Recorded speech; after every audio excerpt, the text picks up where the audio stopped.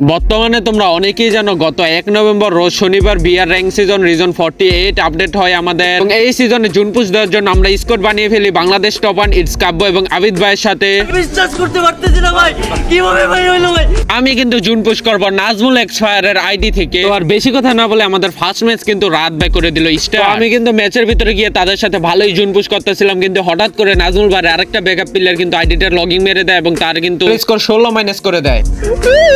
দেন কিন্তু আমি আমার আইডিতে চলে আসি তাদের সাথে জুন পুশ করার জন্য। তো এখানে কিন্তু রাত ভাই স্টার্ট করে দিয়েছে এবং আমাকে বলতেছে ফার্স্ট ম্যাচ কিন্তু জয় বাংলা খেয়েছে, এই ম্যাচ যে করে হোক ভুইয়া করতে হবে। সেই উদ্দেশ্য নিয়ে আমাদের ঐতিহাসিক স্থান কাতলি স্টেতে নেমে পড়ি গাড়ি নেওয়ার জন্য এবং নেমে কিন্তু পেয়ে যায় একটা অটো গাড়ি এবং এই গাড়ি নিয়ে কিন্তু আমি একের পর এক টোকেন টাচ করা শুরু করে দিই এবং টোকেন টাচ করার এক পর্যায়ে কিন্তু এখানে ইটস কাব্য ভাই এবং আবিদ ভাই কিন্তু চলে যায়।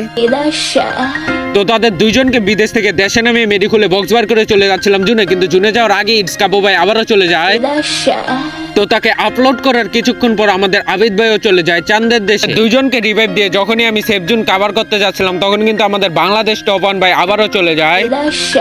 আমি রাত ভাইকে তাড়াতাড়ি করে রিভাইভ দিয়ে আমি কিন্তু ডানে বামে না তাকিয়ে চলে যাই সেফ জোনে। দেন সেফ জোনে এসে কিন্তু দেখতে পারি লাস্ট আর 18টা প্লেয়ার অ্যালাইভ আছে। তার সাথে সাথে কিন্তু আমাদের ইটস কাব্য ভাই এবং আবিদ ভাই আবারও চলে যায়।